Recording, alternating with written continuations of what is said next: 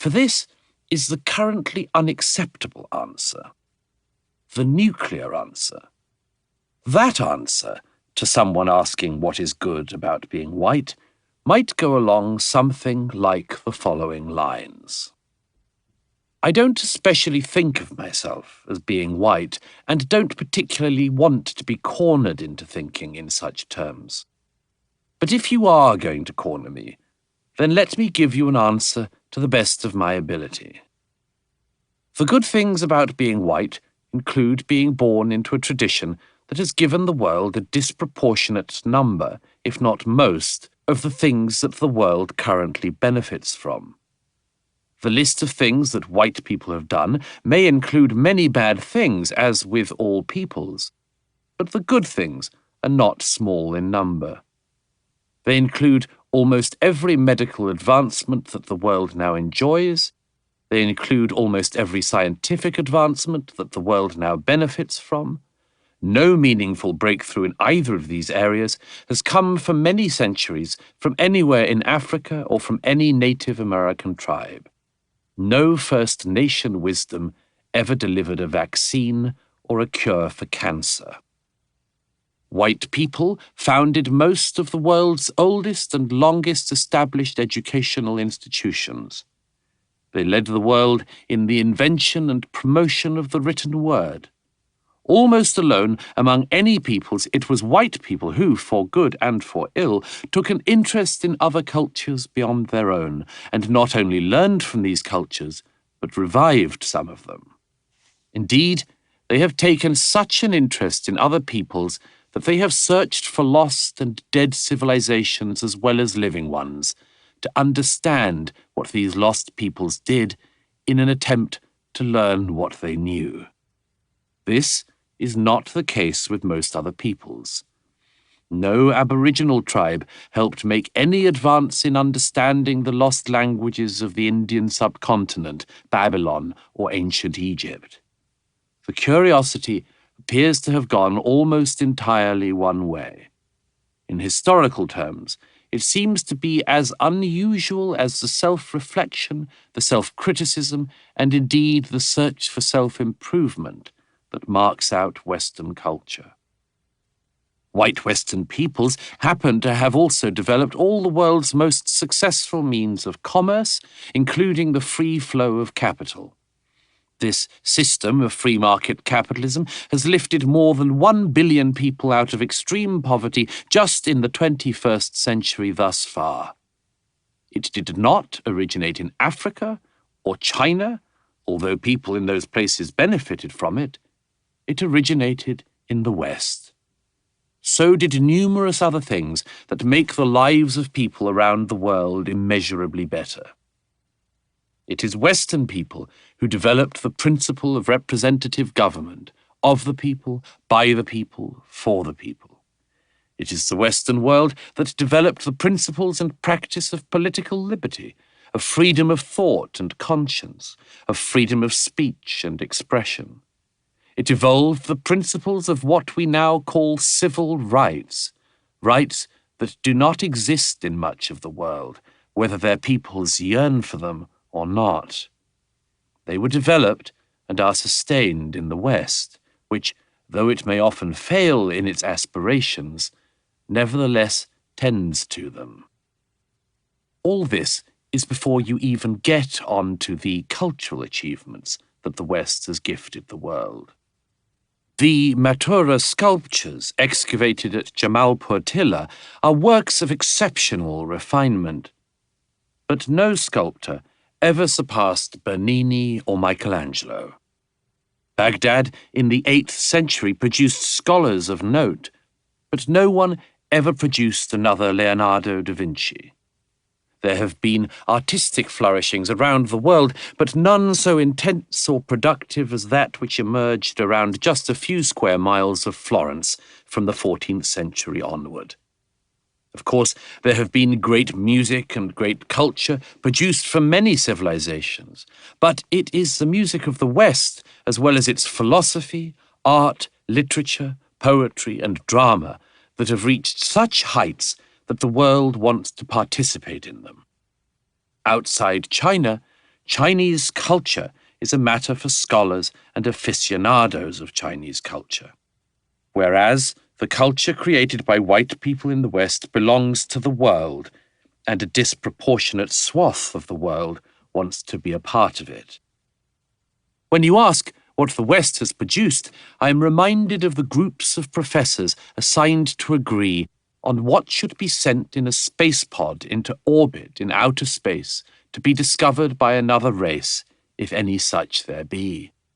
When it came to agreeing on what one musical piece might be sent to represent that part of human accomplishment, one of the professors said, "Well, obviously, it will be Bach's Mass in B minor."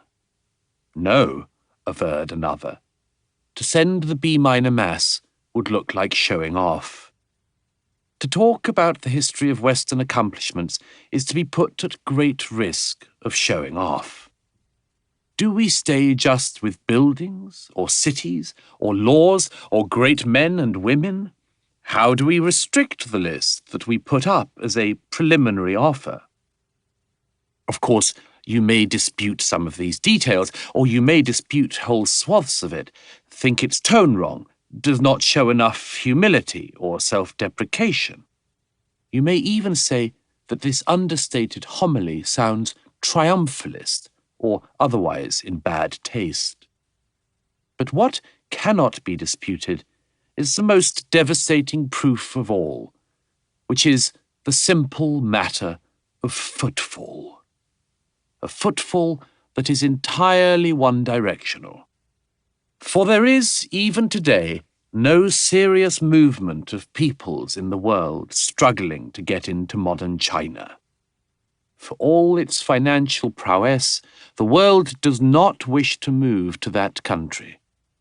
It does want to move to America, and will go to extraordinary lengths, even the risk of life, to reach that goal. Similarly, there is no serious global effort to break into any of the countries of Africa. Indeed, a third of sub-Saharan Africans polled in the last decade said that they wanted to move. Where they want to move is clear. The migrant ships across the Mediterranean go only in one direction, north. The people-smuggling gang's boats do not, halfway across the Mediterranean, meet white Europeans heading south, desperate to escape France, Spain, or Italy in order to enjoy the freedoms and opportunities of Africa. No significant number of people wishes to participate in life among the tribes of Africa or the Middle East. There is no mass movement of people wishing to live with the social norms of the Aboriginals or assimilate into the lifestyle of the Inuit, whether those groups would allow them in or not.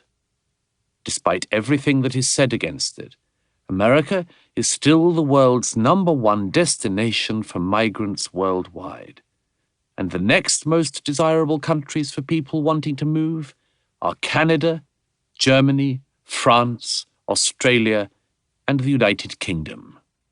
The West must have done something right for this to be the case. So, if you ask me what is good about being white, what white people have brought to the world, or what white people might be proud of, this might constitute the mere beginnings of a list of accomplishments from which to start. And while we are at it, one final thing. This culture, that it is now so fashionable to deprecate, and which people across the West have been encouraged and incentivized to deprecate, remains the only culture in the world that not only tolerates, but encourages such a dialogue against itself. It is the only culture that actually rewards its critics. And there is one final oddity here worth noting. For the countries and cultures about which the worst things are now said are also the only countries demonstrably capable of producing the governing class unlike all of the others. It is not possible today for a non-Indian to rise to the top of Indian politics. if a white person moved to Bangladesh, they would not be able to become a cabinet minister.